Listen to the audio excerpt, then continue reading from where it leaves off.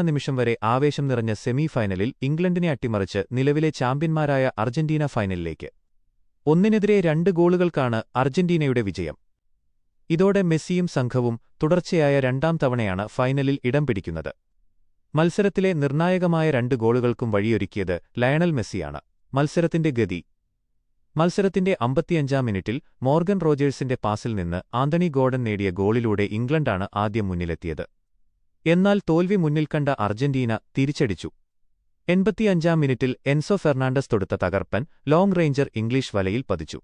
സമനിലയുടെ ആവേശം വിട്ടുമാറും മുൻപേ ഇഞ്ചുറി ടൈമിൽ ലൗട്ടാരോ മാർട്ടിനസ് അർജന്റീനയുടെ വിജയഗോൾ സ്വന്തമാക്കുകയായിരുന്നു. ആദ്യ പകുതിയിലെ ഇഞ്ചോടിഞ്ച് പോരാട്ടം കളി തുടക്കം മുതൽ തന്നെ പരുക്കൻ രീതിയിലായിരുന്നു. ആദ്യ പകുതിയിൽ ഇരു ടീമുകളും ഗോൾരഹിതമായി പിരിഞ്ഞു. ഇംഗ്ലണ്ടിന്റെ എലിയറ്റ് ആൻഡേഴ്സണും അർജന്റീനയുടെ ലിസാൻഡ്രോ മാർട്ടിനസും ആദ്യ പകുതിയിൽ മഞ്ഞക്കാർഡ് കണ്ടു. പന്തടക്കത്തിൽ അർജന്റീന മുന്നിട്ടുനിന്നെങ്കിലും ഇംഗ്ലണ്ടിന്റെ പ്രതിരോധം മെസ്സിക്ക് വലിയ വെല്ലുവിളിയാണ് ഉയർത്തിയത്. നിർണായകമായ രണ്ടാം പകുതിയിൽ കൂടുതൽ ആക്രമണകാരികളായ അർജന്റീന ഗോളിനായി കിണഞ്ഞു പരിശ്രമിച്ചു. നിക്കോ ഗോൺസാലസിന്റെയും മാക് അലിസ്റ്ററുടെയും ശ്രമങ്ങൾ ഇംഗ്ലീഷ് ഗോൾ കീപ്പർ ജോർദാൻ പിക്ഫോർഡിനെയും പോസ്റ്റിനെയും തട്ടി മടങ്ങിയപ്പോൾ മത്സരം അർജന്റീനയ്ക്ക് കൈവിടുമെന്ന് തോന്നിപ്പിച്ചു.